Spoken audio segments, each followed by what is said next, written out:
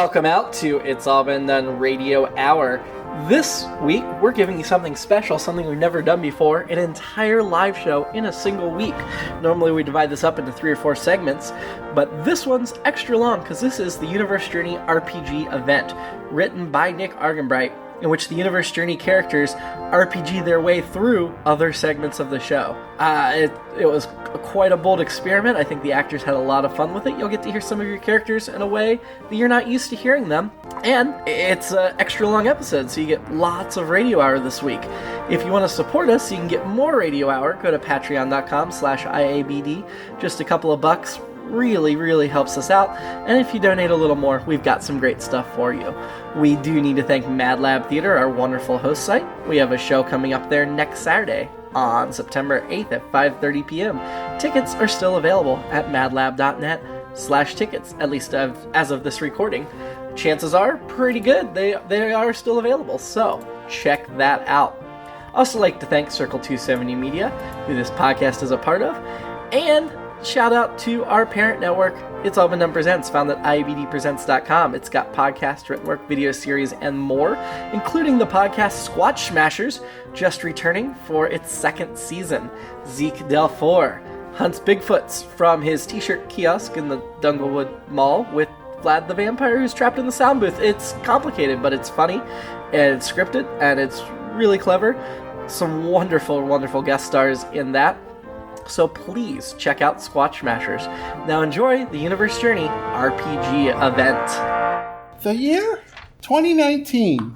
The place? North of Cincinnati, Ohio. A small group of survivors try to find a way to carry on amid the zombie apocalypse. The unofficial leader of this small band of survivors is Coco. Oh boy, we're walking and talking. Oh, baby girl. And his sort of adopted daughter, vis-a-vis the apocalypse, Courtney. Please, I must request that you do not call me baby girl.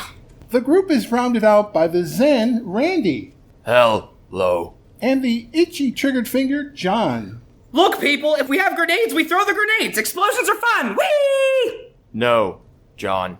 Together, they fight to stay alive in another world of the scary dead.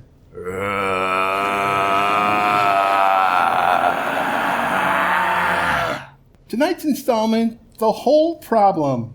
Our survivors walk along, hoping to find shelter before nightfall. I don't need any looks. I see you looking at me, dirty man. You know what worried about. Things have become most weird since you two hooked up. Really? Weird? I don't think we have the same definition of weird. No one shares your definition of weird. And now he talks.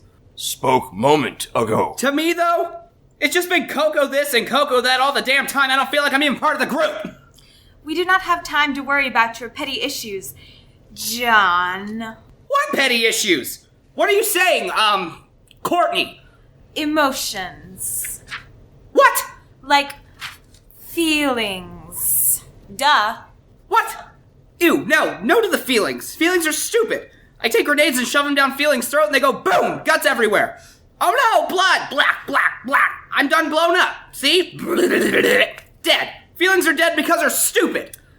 Feelings are, not stupid at all. But I'm more worried about what happens at night. Oh, night. The moon. The bugs. Night. So what's so bad about night again? We're most vulnerable at night. Oh, right. Because of the zombies, which for some reason are more active at night. Well, we still have grenades, we'll blow them up.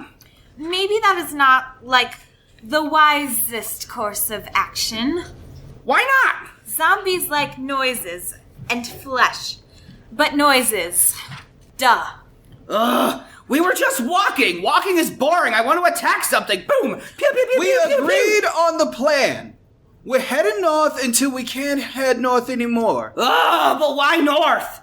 It'll be worse when it gets soups cold, y'all. Exactly. You like the cold? I do not know you anymore, Randy. Zombies don't like the cold. Do you remember our discussion? In below freezing temperatures, the molecular structure of the zombies begins to harden. The zombies' ability to move and eat slows, which makes the undead creatures easier to dodge and flee from. That's a bit out of character, don't you think? Hey, that was out of character too. You're all acting funny and out of character. Stop it. Get back on track. Okay, sorry. Let me try that again. Yes, the molecular structure. Oh, come on! Sorry, fine. Like, the zombies, like, get colder and, like, find it, like, harder to move in the cold. Like, duh. Really? She can get away with that? I don't know what you mean. Like, I am a simple teenage girl. Duh. Okay, you are all laying it on a little bit thick. As the sun begins to set, it becomes ever more clear that our band of survivors will have to keep walking through the night. But before they can go on, they reach a spot that requires them to make a decision. A clear fork on the road. Weird, an actual fork. It's two paths with an eating utensil stuck in the dirt in the center of the road. Anyone have spaghetti? Ooh, yes, I see it. This is fun. No, stop that. There was no literal fork in the road. There were just two paths. Well, there is a third path, but it's blocked off with what looks like death, down trees and power lines. So, two paths then. Why call it a fork? Doesn't a fork at least have 3 tines? Randy raises his hand, asking everyone to stop as he looks around. He turns to the group and says, No good choice. Why not? If go left, definitely zombies. If go right, looks like trap. Yes, I predict a high probability that... Right. Sorry. If we go right, like, really bad things will, like, happen. That is my guess. But there's zombies on the left! Yes. So which way? Let us see. Perhaps I have attributes that may, like, assist in this situation. And those are? Courtney looks blankly at the group. No ideas come to her head. Oh, son of a... Nothing. I excel in, like, nothing. I excel at nothing. This is like, as I would say, totes lame. Tracking skills. Yes! I tracked you kids before. My tracking skills may be good. Perhaps I can get a sense if the trap people are still around. Coco stares deep into a path on the right side of the fork, seeing fresh tracks. How many? Coco makes out tracks. Maybe 2 people. One has large feet. The other has small to medium-sized. And it looks like something else was with them. Something large. Something that was dragged on the ground. And zombie tracks, too. Just a lot of tracks. And the other path? Dozens of tracks. Definitely a zombie herd. Look, the narrator says there are most assuredly zombies. Officially, you can't hear me, by the way. Sorry. Like, Coco, would you say there are too many zombies for us to go around them? Yes. Yes. There are a whole hell of a lot of zombies up there. They'll see us for sure. Randy caresses Coco's back as he walks beside Coco. Getting bad vibe from non-zombie path. Oh my god! If we go one way, we'll have an encounter. If we go another way, we'll have an encounter. It's nerve-wracking. Calm down, John. Calm, I am calm. But do you know what makes me calmer? Not standing around doing nothing, so I'm going this way, the way without the zombies. I wouldn't do that. Oh yeah? What do you know? As John steps forward a few feet, he fails to notice the ground give way. He falls, until he lands in some liquid. Splash! Oh no, John. Maybe you'll listen to Dirty Man next time. What happened? Well, you fell into a pit with some sort of liquid, and you can't feel anything either. Wow. I fell. Huh. Need to get him out.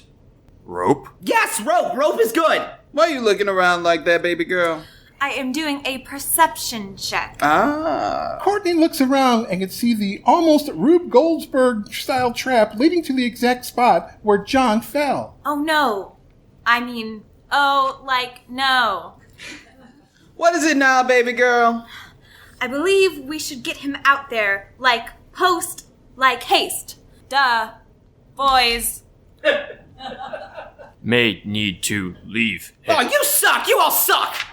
We're not leaving him. I'll see if I can search around for some rope. Try as he might, Coco fails to perceive any rope in his search. Meanwhile, in the hole, John begins to feel a burning sensation. I do? God, you guys, the burning! It's starting to burn! I'm having sensations of burning! Ouch! Well, you heard him, dirty man. What are we gonna do? I don't know. Perhaps I could try to search for something that could be made into a rope. Perhaps vegetation. Plant-like. Vines? Selfies. Courtney sees many plants, but their ability to support John is unknown. Meanwhile, John, in the hole, peers into the darkness at his hand, which feels numb. I can't see! Dear God, what do I see? Can I see what's going on? Too dark to see you. Anyone have flashlight? Oh, goody. Oh, I do. Well, shine it down there, baby girl. The light hits the pool of liquid as it shimmers a bright and beautifully nasty brownish red. What? Oh God, is it piranhas? Maybe I should use grenades! What the hell is going on down there? The skin of John's left hand slowly starts peeling off. Oh, damn it, Ray. Oh, my. I don't get it. Why am I peeling? You're starting to feel immense pain, John. It's becoming hard for you to stand too. What? Help! Help! What's happening to me? You stupidly fell into deadly hole. The pit appears to contain H2SO4. Ooh, no, he didn't. But yes, he did, Coco. What is that? H2SO4? You likely know it as sulfuric acid. Duh. Oh. Sulfuric acid. Sulfuric acid! Oh, he is DOA. Perhaps. What do you do? There's nothing to do. Oh, come on, really? How about stop talking about me slowly melting into freaking sulfuric acid and save me? Form a human chain and pull me up! And grab your burned hands, Melty Man. No. Coco has an excellent point. Whoever reaches down to grab you could... whoever, grabs you, would get hurt. Too. Credit cards. But we're a team! Ooh, what if we link together our book bags and lower them down to him? Is that what you really want to do? We have little else to, try. Totes. Coco quickly ties the packs together, looping them together as he slowly lowers them towards John, who is in extreme pain, and his legs feel like they're about to buckle, turning to a bloody and pulpy mud. Must you be so descriptive? Sorry. John reaches out. How do you grab on? I don't know, with my hands? Well, John reaches out with one hand and... What? What? She's not finishing her sentence! As John grabs the bag and is pulled out of the pit, he can feel his torso split open, dumping his intestine and his pockets full of grenades into the pit. Oh, my. The hell? The grenades hit the pool of sulfuric acid, and large explosions erupts, killing everyone.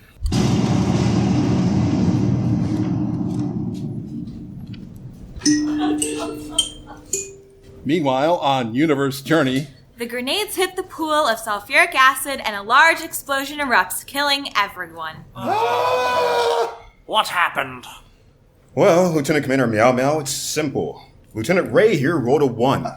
Your failure is epic, Lieutenant Ray. Stop, Mew Mew. Courtney is dead.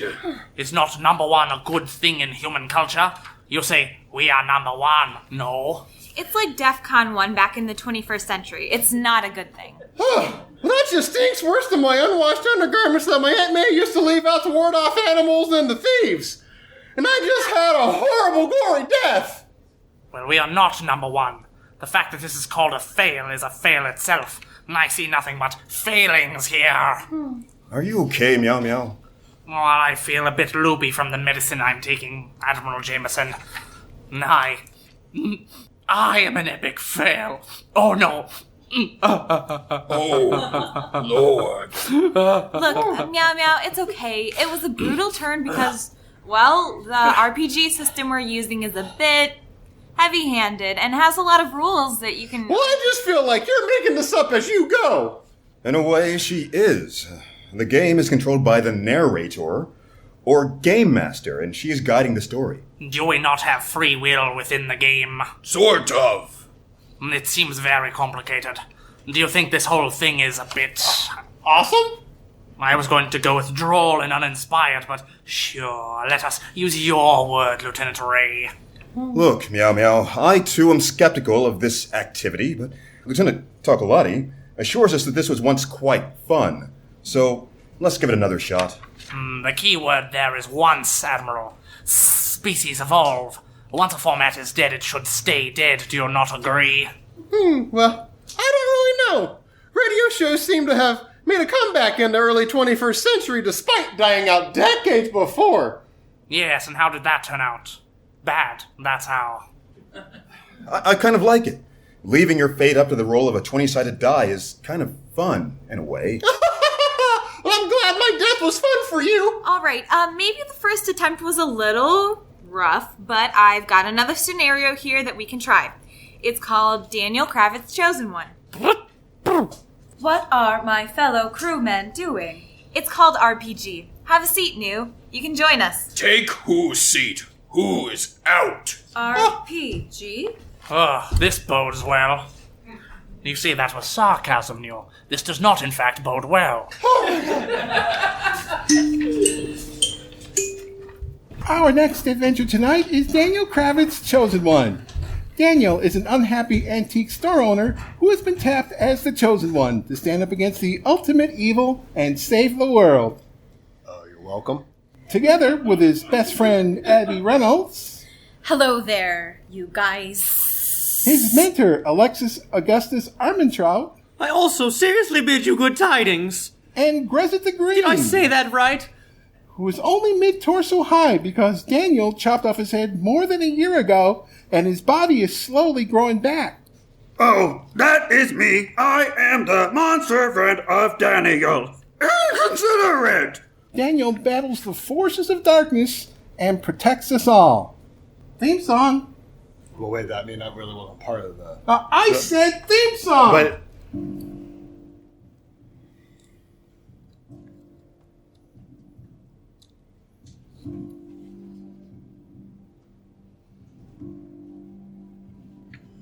I was born in the city of Columbus, Ohio, and was the tallest one in my class, standing 6 feet tall.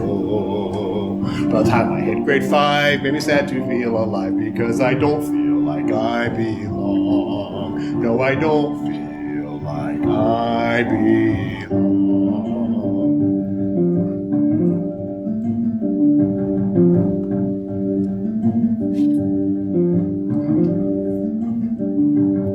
My parents died when I was far too young. Misery and grief were the friends death brung. Freaking tall and feeling sad, there was no use getting mad, so I stayed up and wrote the song. Grown up now, I run a little store full of things that are such a bore. But at least I have a friend, and my heart begins to mend. Joss Wallace would never let me down. Then one day this weird guy shows up at my door, speaking of weird things that I've never heard before. Monsters that are green like Grezit the Green, they keep coming in a great big throng. I now hate my life even more each day. I wish they'd all just go far, far away. Especially that Alex, he is such a freaking phallus. God, I hate him. That's the end of the Daniel Kravitz song. That's the end of the Daniel Kravitz song. Goodbye.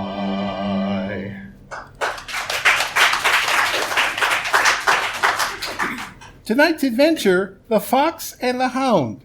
Daniel's exploits begin in the dark, dusty shop that is his antique store. As the door opens, Daniel Kravitz sees a tall figure approach the counter. I wonder what Daniel will do. Oh, hello. Welcome to my fine, but boring antique shop. Perhaps you'd like to buy something. Maybe I'd like to buy this amulet. Sold. Can I get you anything else? Perhaps you'd like a boring vase, or maybe a boring vase if you're nasty. Thank you. No. I didn't really come here to buy anything. I'm looking for someone. Someone who cares? Pardon me? Sorry, well, who are you looking for? This is an antique shop, so I'm assuming is it Abby Reynolds, perchance? What? No. I think I'm looking for you. You're the chosen one, are you not? Well, wait. She knows who I am? Yes, she does. Who are you talking to? Well, I guess no one, apparently. Well, besides you, of course. Okay, so what do you need the chosen one for? Is I am. In fact, him which I guess you need to know. You don't need to know who I am. You know who I am. I need your help, Daniel Kravitz, chosen one. You see, my friend has this uncanny ability to not be found. So I need you to find him, or, well, help me find him. Sure. All right, well, don't you need to talk it over with your friends first before accepting the mission? Right. One moment. In the back of the antique shop, Abby Reynolds pores over facts and figures in the books as Alexis and Grezit argue. Excuse me, what are we arguing about? It doesn't matter. I think it might. I as well would like to know. Look, people, shut up. We're looking for someone, okay? That's our new mission. I do not wish to go. I wish to stay here and cook the books. Well, isn't cooking the books doing something illegal? I thought Abby was the sweet one. Moron. That is not fair. My character may have layers. You are being mean. Well, it is kind of my MO. Personally, I'm disgusted about how much of a jerk I am, but I'm trying to embrace it. Get to know my inner Jerkovsky, if you will. Abby Reynolds is my best friend, so I will help her cook the books. I will cook them well, and they will be the best books ever cooked. They will be sautéed and served by a cooking man in a fancy cooking hat. Stay on the topic. Oh, yes, you mentioned some sort of mission? Yes, some lady is out front, and she wants us to find someone for her. We are not the Yellow Pages. Sounds exciting. Like being detectives or something. We could make up a code name for the mission. Well, how about Mission Boredom? I agree with them. Yeah, Abby, this is an excellent test of our skills and might. Oh, I already know my might, because I actually fight in battle. I'm the chosen one. I actually have lots of might. But tracking is something that you need to work on. You've got a low score there. Why would I need to work on it, Alex? You're my teacher, so isn't it your problem? Teach. Very well. If you do not wish to do it, Abby, Grezit, and I will go on this mission without you. Oh, God. Fine, I guess I'll go too. Can't you go out there all by yourselves? Our heroes go off with a woman whose name is Jane Gallagher. Not that any of you asked. To her missing friend, a pianist. Oh, I see. It's funny because it sounds like genitalia. Like a penis. Are you guys serious? Am I the only mature one here? That's sad. So I say, Miss Gallagher, where did you last see the pianist? Well, I'm usually pretty good at finding people. You could say I'm amazing at it, but this guy... What is this guy's name? Bo Yampolsky. He managed to elude even my sharp skills. I'm still perplexed as to why this missing person is even a reason to bother me, the chosen one. Can't you just call the cops or something? If I can't find him, the cops won't be able to. I thought perhaps your group's abilities would come in handy. I feel like I've heard this before. I'd like to use my memory skills. Alexis thinks for a second. He suddenly remembers the classic myth of the Laylaps, a magical hound and his enemy, the Tumessian fox. Ah, yes, silly me. This reminds me of the classical myth of the Laylaps, a magical dog and his enemy, the Tumessian fox. Hound. What? Hound, not dog. What's the difference? Actually, I believe that the classic myth is that of a dog, not specifically a hound. Well, for this adventure, it's a hound. Got it? I, Grezit, have not heard of this tale before. Please, Alexis, tell us about the mythological tale. Interesting. I thought you knew everything. I do, but I am attempting to advance the story. You are welcome. Finally, somebody gets it. Of course I will tell it, absolutely. I will use my storytelling ability. You're successful. Might as well. Alexis tells the group the story of how Zeus created the clever Tumessian fox, a gigantic fox that was designed to never be caught. It was then, years later, sent out into the world to prey upon the children of Thebes. Luckily for the Thebians, they realized that the hound Laylaps, also created by Zeus, had the magic power of finding anything. So it caught the fox and saved them. Very interesting and mythological. Thank you, Alexis.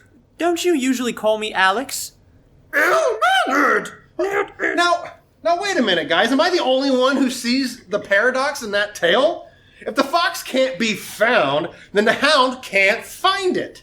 But if the hound can't find anything, he could find the fox. Yes, like when an unstoppable force meets an immovable object. I see. So what Daniel is saying is that neither can win. Thank you. Yes, exactly. Good job remembering the story, though, Alexis. Oh, yes, thank you. So where shall we look for the metaphorical fox? This way, I have a good idea of where to start. Jane Gallagher leads Daniel and his friends to a local dive bar where smooth jazz fills the air. So if Alexis's tale has relevance to the situation at hand... Yes, it does, very much. How did the paradox resolve itself? Oh, yes. Jane? The legend goes, Zeus, realizing a paradox could crush Olympus and his own very existence, turned the hound and the fox both to stones. Then he hid the stone statues, lest any human discover it and wake them up. Oh, well, of course, that just makes all sense. Fascinating. Oh, yeah, exactly what I was getting at. Something might feel off here. I'm going to see what I can perceive in this dive bar. Alexis breaks away from the group and begins to look around for anything out of the ordinary. Jane goes with him. They soon approach a piano player in the bar. That must be Bo Yampolsky, the Tumessian fox. No, it can't be. Why can it not be? Think about it. If Jane asked us to help her find him, she wouldn't need our help if he was sitting right here the whole time, and she knew exactly where to find him. Oh, I just realized something. What is it, my bestie friend Abby Reynolds? If Jane is the hound from the myth, we should not get in the middle. This appears to be a fight between two all-powerful beings who are using you as leverage in a battle that has no ending. Unless you mean the end of the world. That does not sound like a good situation to be in. Quick, Daniel, if Abby is right, you must do something. Alexis, you're on the other side of the room. They can't hear you. Oh, can I cross back to them? If you do, you'll fail. I fail at walking across a room? Okay, guys, new plan. Yes, what is it, Daniel Kravitz? We drive them crazy. Oh, wait! I know a way to drive them crazy. No, wait. I know 7,602 ways to drive them crazy. Oh, God. One is stopping in mid-sentence and... And what? And what? I believe Grezit is demonstrating the effectiveness of his strategy. Grezit isn't driving them crazy, Abby. He's driving me crazy. What? Meanwhile, Alexis notices that Jane is careful to stay back from the piano player. The pianist doesn't look in their direction, but he seems as if he knows Jane is there just by his body language. Oh no. Oh, yes. It is Bo. Go ahead and take a closer look, Alexis. I don't want to. Roll, and Alexis does. As Alexis approaches Bo, the piano player eerily turns his gaze and his head completely around towards Alexis, as his body remains forward facing the piano. Tisk, tisk, life is a mystery. Must I stand here alone, Bo? Well, just walking right into this, aren't you? I hear you call my name. And it feels like home. I definitely perceived something. Sorry, it failed. Oh, come on! One! Alexis tries to step back, but it's too late. One of the patrons stands up and stabs Alex, doing damage. For the love of Zucifer! The patron is wearing Bo's face, the same as the piano player. Alexis falls to his knees. I must warn the others and yell loudly. Beware! Beware the people at the tables! They are Bobo Fox! Bobo? Am I some monkey to you? From behind the piano, Bo Yampolsky stands and turns into the gigantic humanoid fox in his zoot suit clothes. The fox and Jane circle each other. Really? You had to stab him? You always had a flair for the over-dramatic. What? I dig style. Also, you shouldn't be here. You know if we touch, we'll wipe out everything in existence. That includes us, right? We're part of existence. Oh, classic Bo, always thinking in absolutes. Can we please approach them so we're not left out of the scene? Yes, you succeed. Abby Reynolds, Grezit Green, and Daniel Kravitz walk up to the bleeding Alexis Augustus Armstrong as the fox and the hound circle one and another, warily poised for combat. So are we supposed to fight them, or Do you really want to try to fight them? Well, I mean, I'm Daniel Kravitz. I don't really try, I do. Plus, I got my little Pee-wee here, so I'm ready for just about anything. Oh, get over yourselves. Daniel, grab the fox and hold him still. I want to look him in the eye as I deliver the killing blow myself. Well, if no one's going to do anything, fine. I'll kill her then. Or him, or... Well, which one should I kill? Well, him, obviously. Kill her! I was just here minding my own business. I didn't come after you. Kill the fox and avenge me! I also think it would be wise to kill the fox, since he is controlling the patrons of this establishment and could very well kill us all. Daniel attacks first, going right for the bipedal fox piano player. Okay, I will... punch! Oh, you swine! Wait, am I an animal in this story, too? No. Daniel's hit is successful, knocking the fox backwards. But suddenly, Daniel is attacked by one of the patrons from a nearby table. Damn foxes and their sneaky, sneaky personalities. Oh, clever. Clever like a fox. Of course. The patron hit is successful, and Daniel is thrown forward, doing a small amount of damage. I want to attack. You don't have any combat skills, honey. Am I bleeding out? Can I at least attempt to perceive a weakness? You fail. Grezit, it's your turn. Oh, yes, it is my turn. I am going to use my full-on rage attack. Fox, you will not hurt my friends.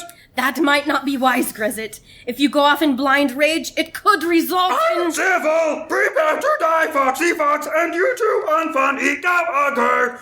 Grezit prepares Oh, to... wait, I can cast a spell, yes?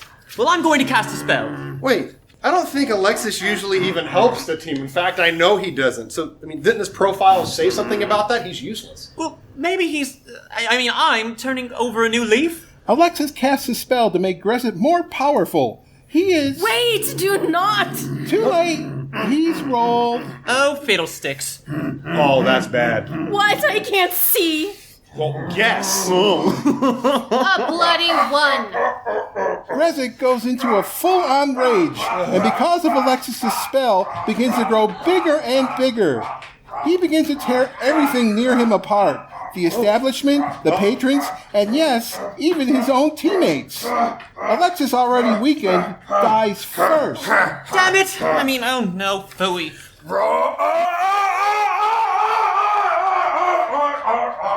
Grezit, I am your friend! Grezit, in his rage, doesn't hear Abby and rips her head right off. Oh, all right, I'm off. Now's my chance. No, don't touch me. No. Jane kills Bo, and the universe, including rampaging Grezit, ceases to exist.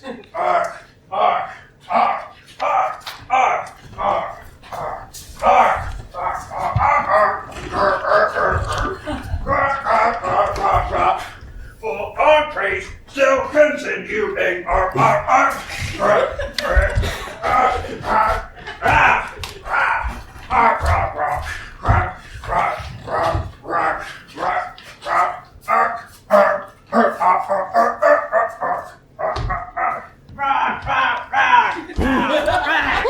Meanwhile, on Universe Journey,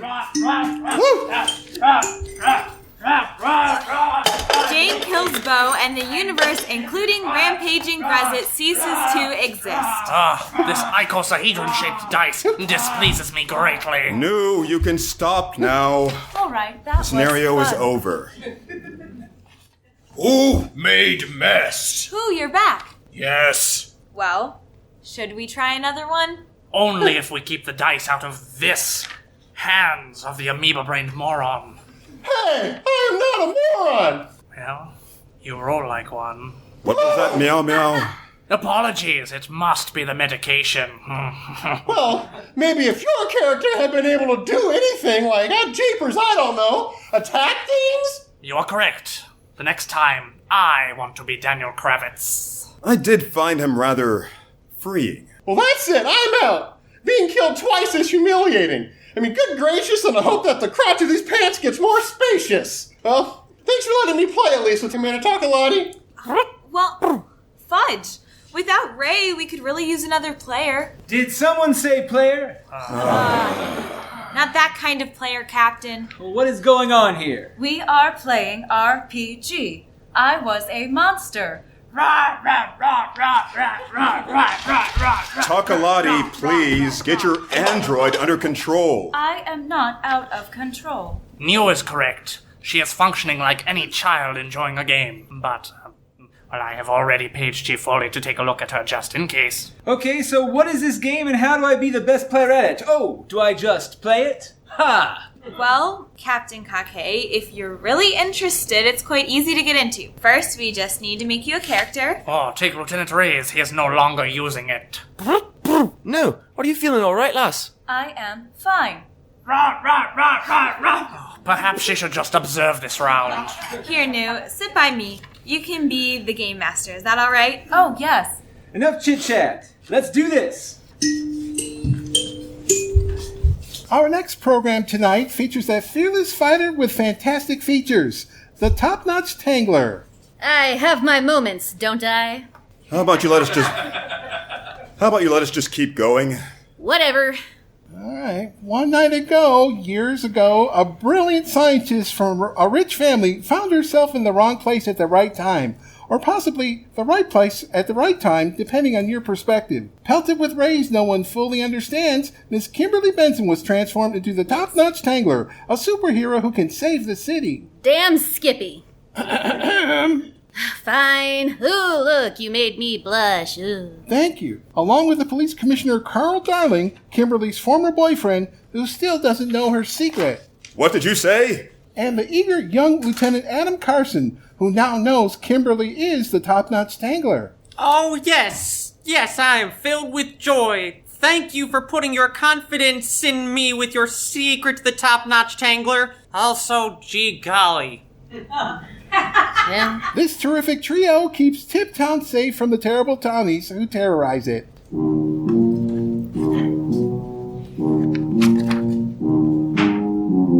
Oh, there's music for this. If you know it, Nice. sing it. Sing along. Who's that flying through the sky? The Topnotch Tangler, ooh, the Topnotch Tangler. Beating senseless Ooh, men yeah. guys. The Topnotch Tangler, ooh, the Topnotch Tangler. Prettier than an apple pie. Handsome. The Topnotch Tangler, ooh, the Topnotch Tangler. Here she comes, there she goes, bye-bye. The Topnotch Tangler, ooh, the Topnotch Tangler. Hey everybody, I'm on the scene. No need any more to flee or scream. I'm here for you, so have no fear. I'll knock those villains right on their butts.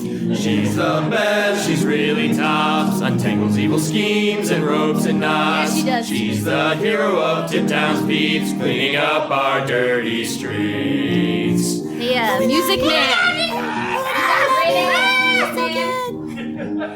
I'm here for you, so have no fear. The Top-Notch Tangler team turns the cheer. Hooray! Who's the bestest gal around? The Top-Notch Tangler, who the Top-Notch Tangler? Keeping safe our own town. The Top-Notch Tangler, who the Top-Notch Tangler? She'll pound those criminals in the ground. Pound 'em. The Top-Notch Tangler, who the Top-Notch Tangler? Turn every kid's frown upside down. Woman. The Top-Notch Tangler, who the Top-Notch Tangler? The Top-Notch Tangler, who the Top-Notch Tangler? The Top-Notch Tangler, who the Top-Notch Tangler? I'll do my best to make you proud. Now it's time to disperse the crowd. Thanks, everybody. Take care, ladies. Come home with me.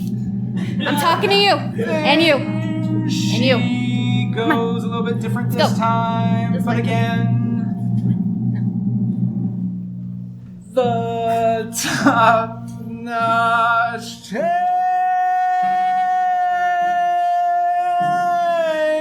The Top-Notch Tangler, who the Top-Notch Tangler?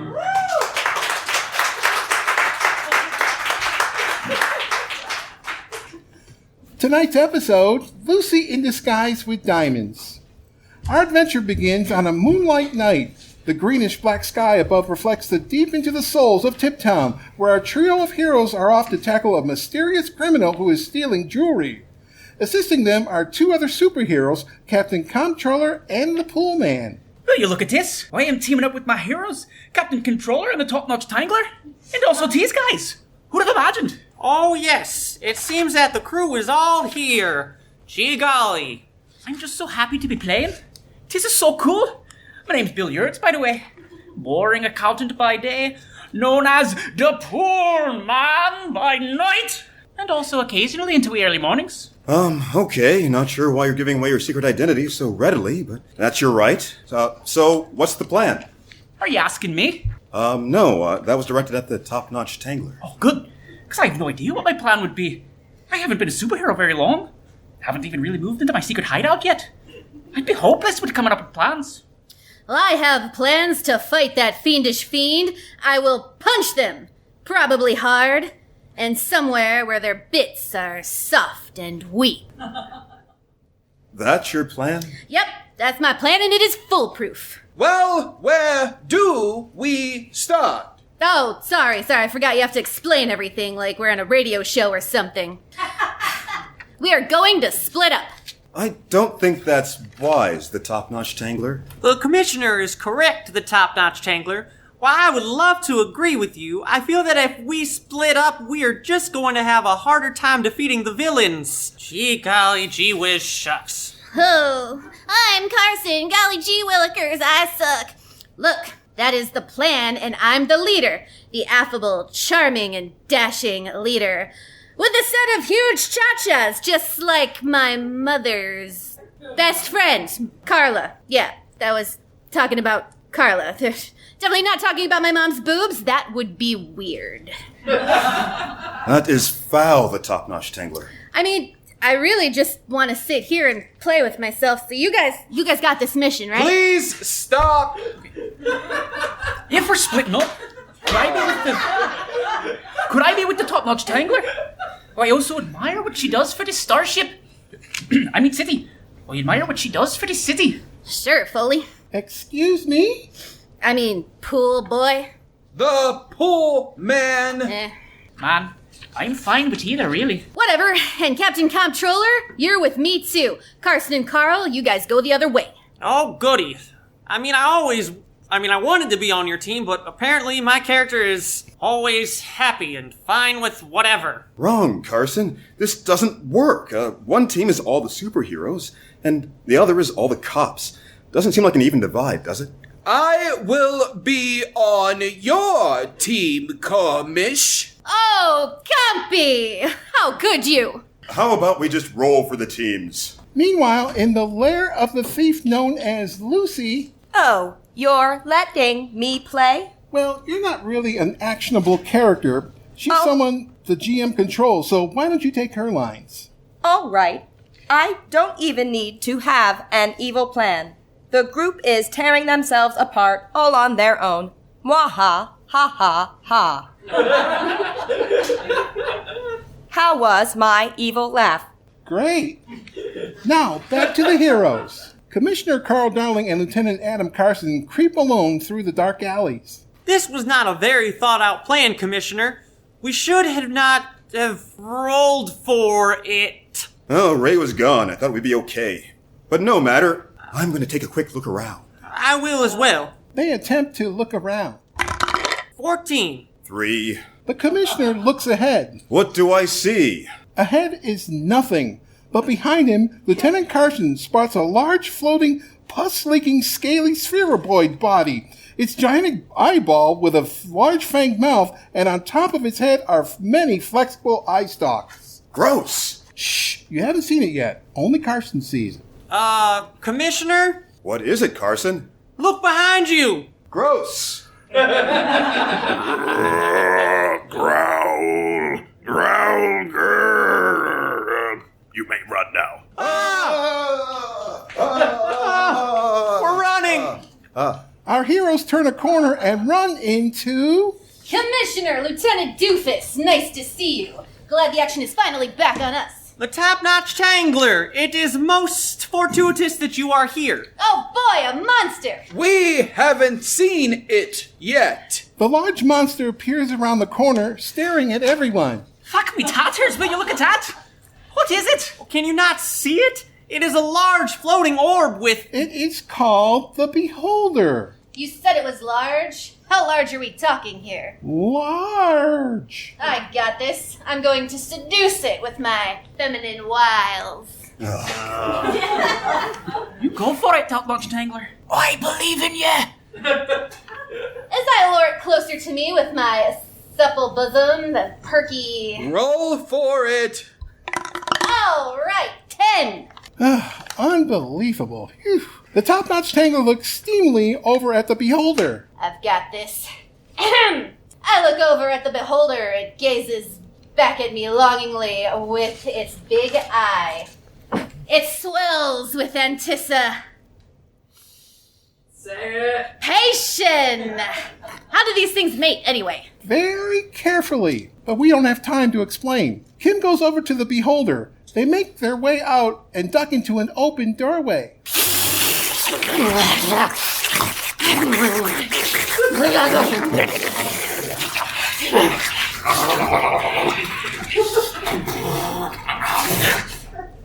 That was disgusting. He is disgusting. She. Aye, 'twas, but next time, if it returns, it will meet the might of the pool man. Uh-huh. What? Nothing can stand against billiards, the pool man. Okay, that was wet. You are back already? Yep. What next? How about we focus on finding that... what was this mission again? We were looking for that lass that stole the diamonds. Right, let's do that. Our heroes continue down the street, approaching the secret lair of that villainous villain, Lucy, situated below the Happy Happy Chili Factory. Those pesky heroes think they can stop me. Well, I am in disguise, which probably won't help since they don't know what I look like. But anyway, those pesky heroes, I'll show them. Mwaha, ha ha ha. All right, Lucy, I know it's you. Your clever disguise fooled no one. The Topnotch Tangler. How did you get here? My amazing powers of being hot and good looking. Also, I'm just good like that. Will you look at that? Me first-fledged villain to fight. Big whoop. Now let us pause for a second. What do you mean? I'm the hero, right? I found the bad guy. Now it's time to pound her face. Her beautiful, beautiful face. You cannot just find the bad guy. I can't? Well, that's annoying. We must search for them first, track them down, find clues, and... Oh, gee golly, boy, oh boy. Carson is right. This is supposed to be a journey. You just can't skip ahead, the Topnotch Tangler. I can do whatever I like, can't I? Isn't the program called The Topnotch Tangler? It isn't called Carl and Carson, though that might be really good, fit really well because of its alliteration. So what do we do now? Maybe we should ask our narrator. Kahkay, you're ruining the game. So we're supposed to fight now. I say we fight. You are such a jerk. I am not a jerk, just tough when I need to be. You're brash, idiotic, and really... Just because you're on command track now doesn't mean you can command me, Tokaladie. I am the game master here. I set what's going on. I cannot fathom what is happening at the moment. Is this taking place in the world of the game? I don't think any of us knows, Carson. Can I just attack? Yes. Rules be damned, apparently. Ugh. Lucy hits the Topnotch Tangler with a surprise attack, doing damage. Punch! Hey, no fair. How is Lucy attacking you with a punch not fair? Kapow! Oof! Zigzag, you jag! What? Skadoosh, headbutt! Oh, come on. Kick! Dodge! Poke your eye! Block with my hand. Stay out of this pool, man! Sorry.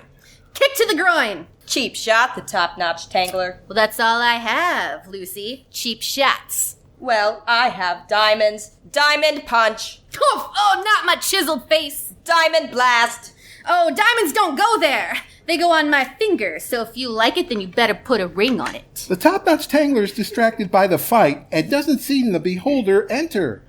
Oh, boy, golly. I am upset. No, I'm the beholder, New. You're Lucy, remember? Right, go ahead. How dare you screw me and run the Topnotch Tangler? Look, it wasn't you, it was me. I'm not meant for this whole eyeball love thing we've got going on. Too squishy. I will destroy you. Not if I punch you in the eye first. The Topnotch Tangler steps forward, fists extended, moving fast towards the beholder, and... You miss its eye and kiss it softly on the cheek? Does it even have a cheek? The side of it, the eyeball, then. Wait, what? Fail. Wait, I have an idea. Go ahead. I run up and throw sand at its eye. Can he do that? We're not near sand. I have it in me equipment bag. Oh, look. Margarita mix. Forget to sand, I throw salt. Yes, the poolman throws sand right into the beholder's giant eye. Take some of the beautiful salt. Here's some sand too for good measure. It's funny because sand is beautiful, and the beauty is in the eye of the beholder. Bad. My turn, heroes. I take my diamond bag, and then I go like this. Lucy and her bag teleport across the room, out of reach behind a vat of chili. I attack beholder kick. Crucial hit. Captain Comptroller kicks the beholder right into a huge vat of chili. Not the one Lucy is behind, a different one. Oh, my eye. You are only I. Good rolling, compy. Okay, now for Lucy. I am going to jump across this vat of highly dangerous chili sauce. Why would you want to jump when you can just walk around it? It is also clearly too far to jump. Perhaps it is best if you... I jump! Come back. Lucy in disguise with diamonds. Oh, I get it. Meh. The Topnotch Tangler falls into the vat, very clearly missing the jump, and begins to slowly die as she chokes on the very spicy chili. I'm out. Me too. Oh dear. Oh, gee golly. Perhaps we should try to rescue the Topnotch Tangler? Yes! Try to rescue me. It's no use, lad. She's done for. So, wait. I won? Meanwhile, on Universe Journey... Well, that's just not fair. They tried to tell you it was too far to jump. Well, so what? I'm the hero. It does not matter. It is over. Gee golly. You don't have to talk like that anymore, Lieutenant Commander Mammeow. Well, yeah, why didn't Mubi Pie here die? I did not do any action that caused myself harm. What the hell? What? Is he crying? Why does his crying even sound evil? Be easy on him, Captain. He's taking his medication because of what happened last month. Last month. Seriously, that's still a thing? You're like a woman, Melissa Milano. I do not get that reference. No one does. I do, I think. I do. Oh, look, okay, why aren't we talking about how stupid it was that I died in the game? This whole exercise has not gone well, Lieutenant Commander Tokaladie. Sorry, sir, I tried. I know, but this does not bode well for our meeting with the Trade Corp Federation. Wait, what does this game have to do with the Trade Corp Federation? We are supposed to be brokering a trade deal with them on behalf of the A.S.S., and they want to negotiate through RPG. Wait, well, if that's true, then why wasn't I included when we started playing?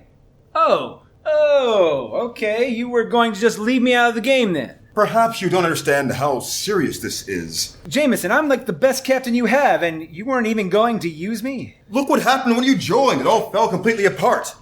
Well, Admiral, perhaps Ambassador Nixon would... No, Nixon's still sick. Can't negotiate. No worries. I got this.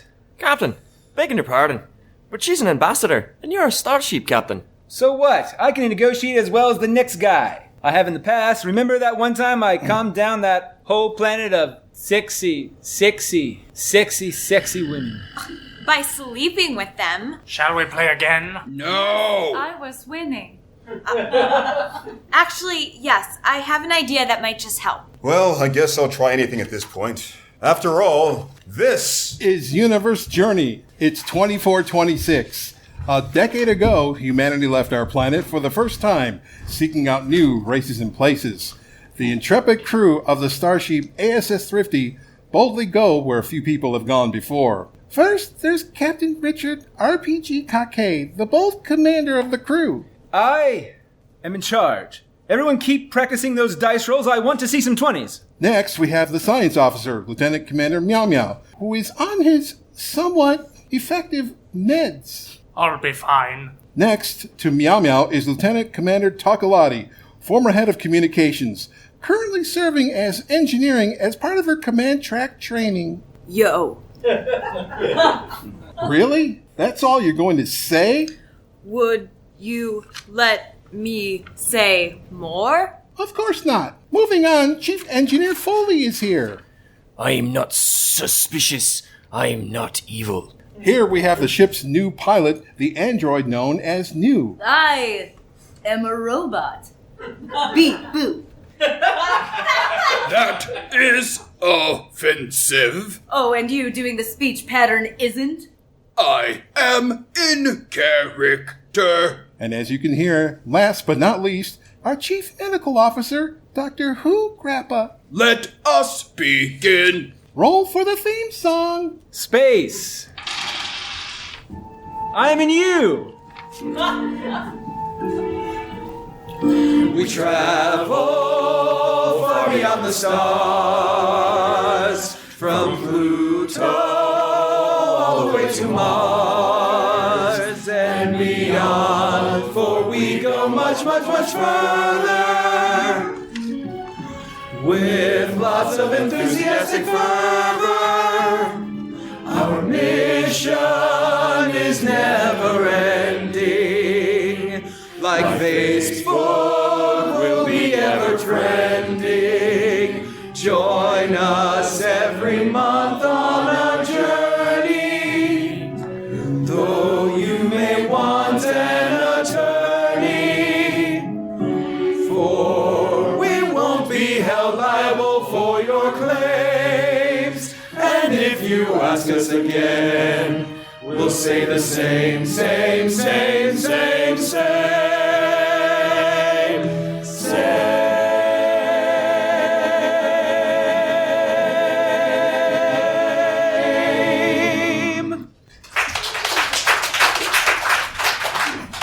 Tonight's episode, Roll of the Dice. Captain Kahkay and his away team, which inexplicably includes the entire core crew named in our opening, have just crossed a rickety old bridge on the planet of Bragsalot 10 and venture into a possibly abandoned castle. They go down into the castle's dark and dangerous dungeon. What do they find? Dun dun dun dun.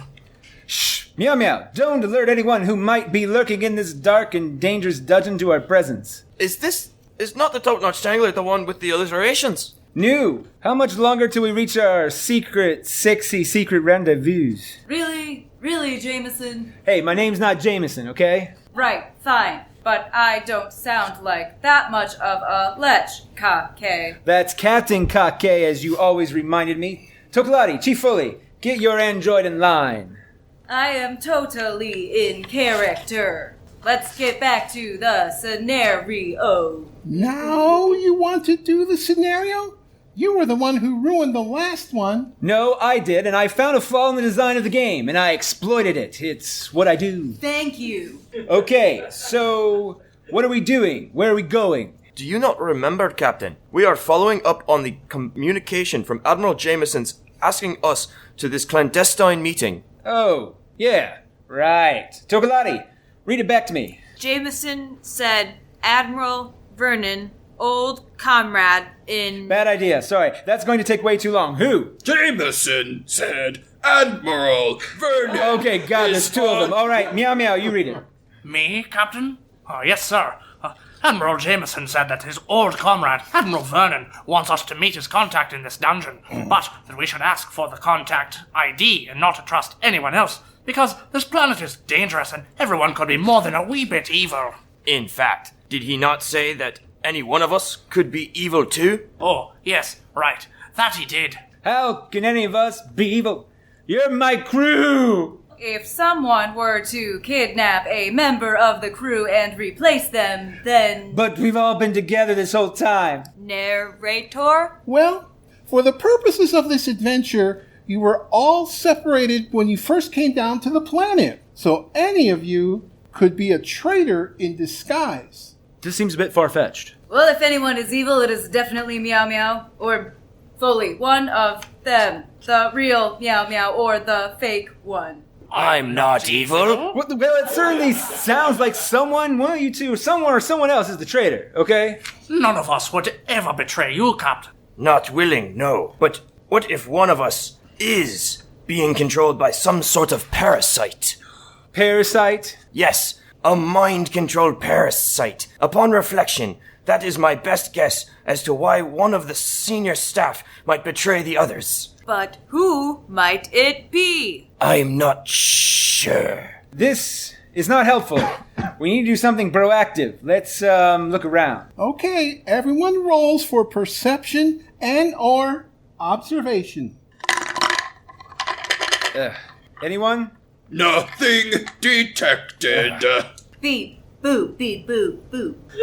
That means no. I do not see anything relevant to our situation. Whoa, what about that?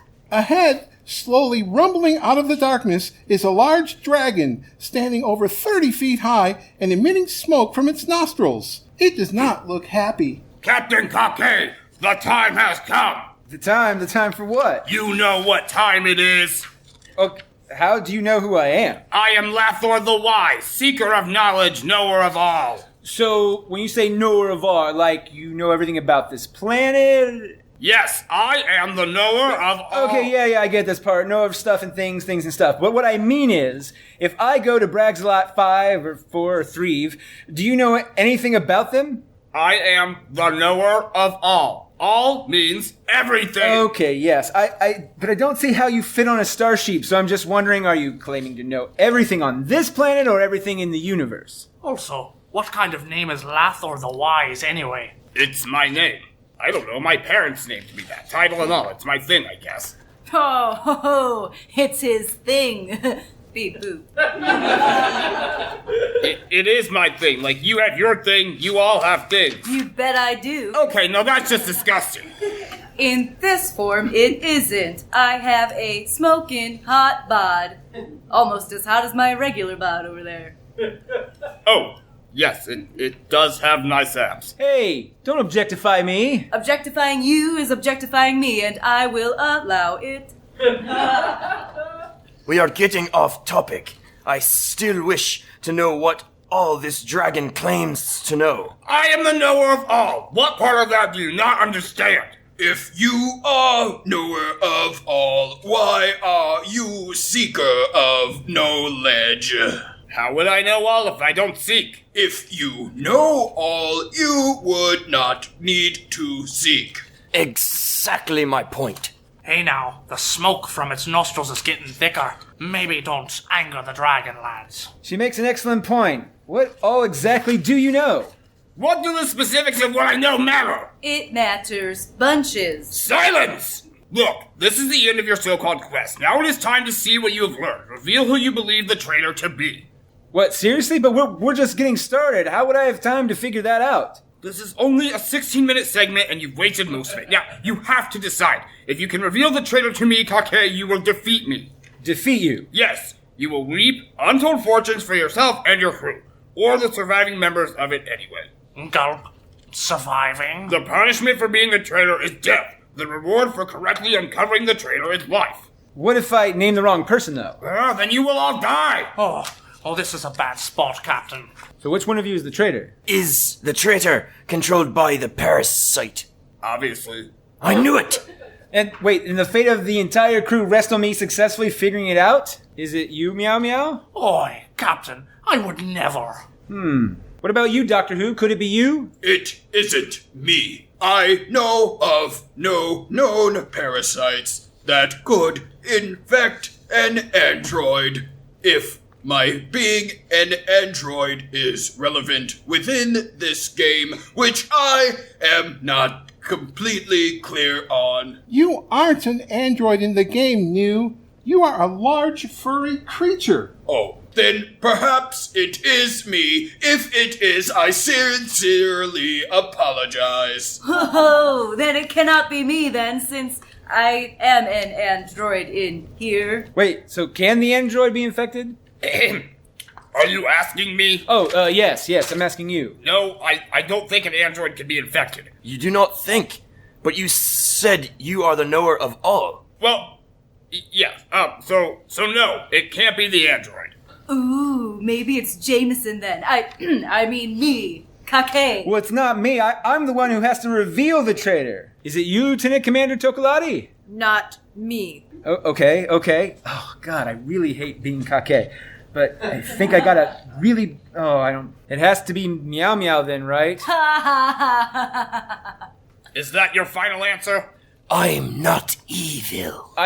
I don't know. I just don't know who it is. Could we perhaps ask the dragon who the traitor is, since he knows all? Oh, come on. I do know who the traitor is, but I cannot tell you. That would defeat the purpose of the game. Be bold, Jamieson. Make a choice. I think I just don't know, unless... Yes? Be like Kahkay. Unless it's a trick question. What? Yeah, trick question. No, I don't think that likely. Well, it has to be, though. This is a trick question. There is no traitor. The whole thing is a ruse to get us to mistrust one another and divide us up as a team. But we are a crew. This is meant to teach us a lesson, to test our bonds, to show us the true nature of ourselves. What? Oh, Captain, no, that is wrong. There is definitely a parasite making one of you a traitor. And since you have failed, every one of you will die. Oh, is this the parasite? Yes, it is. I am traitor. Not if I can help it. There. It's dead. Go Boomy. Now no one is the traitor. Well, that's not exactly, but I guess you did it. The quest is ended, and no one died. Finally. Yay! Can we switch back to ourselves now, please? Oh, I guess. Sure. Thank goodness. I can shed that atrocious accent. Oi! I find that offensive. Why? Wait, when did Admiral Jamieson arrive on my ship? Ooh. I've always been here. What? No. Really? No, I just arrived for the negotiations. With Ambassador Nixon, out of commission, the A.S.S. thought there needed to be a more senior officer to oversee them. Well, yeah, now I'm really offended. I was just doing fine. Yes, you were, Captain Kahkay. We found it most enjoyable. Enjoyable? Oh, yes. Your game of, Dungeons? And Dragons? It is most baffling yet entertaining. Well, why is it baffling? That last scenario had both a dungeon and a dragon. Yes, but it was also extremely meta. I thought I'm really hurt by that. Okay, wait, so who are you guys exactly? Well, I am Emissary Hamrkut, and this is Emissary Grappa. We are from the Trade Corp Federation. Yes, I knew that from your blue skin and third boob, but who are you? Well, we have been sent to negotiate the deal. Yes, you are fine negotiators. Yes, of course we are, but Tokaladie? Oh, no, we were just practicing. I didn't think that was for real. Oh, it was for real. Oh, I must say yes, very real. Had you failed, we would seek to conquer your race and your people to our slave population. Since you did not fail, we will treat you as equals. Slaves? But if you... We're sorry about any confusion, emissaries, but we are glad you are pleased with the results. Though we are not always about games, we understand the importance your species finds in such pursuits. Yes, you're welcome. Just like I planned it. I'm just glad we could make you happy. Well, I'm only partially happy. I placed a side wager against you. Oh. I lost a considerable sum of money. Oh, sorry. Oh, don't be sorry. The side wager wasn't me. I made a considerable sum of money. Oh, yay. Still, it was entertaining. Your strategy was one we did not expect. Oh? Yes. Running out the clock until an easy answer presented itself is a bold gambit, if I must say so. Not one that usually works, Hamrkut. Yes, but in this case it paid off greatly, Grappa. I never said that it did not. No, your tone was questionable. So, perhaps we should move to a meeting room where we can work out the details of the agreement? There was no need, Admiral. Because you won so handily, we will sign the agreement that you proposed as is. Seriously? Yes, I'm afraid. It is more than fair for us. You play games better than you write treaties. I didn't write it. Perhaps your crew should have a competition to write the agreement. Ooh, yes. Make a game out of it. I would be most interested in wagering. I'm not interested in giving you any of my money. And yet, you will inevitably do so anyway. Ha! Yes, that is a likely scenario. So, I'll have an aide print out the contracts then, and let's go sign them. You still use a paper? Yes. I mean, using paper for games is fine, of course, but for contracts, so backwards. Well, let's go to the conference room, and you can tell me what format you'd prefer the contract to be in. Ooh, this is excellent. Most excellent.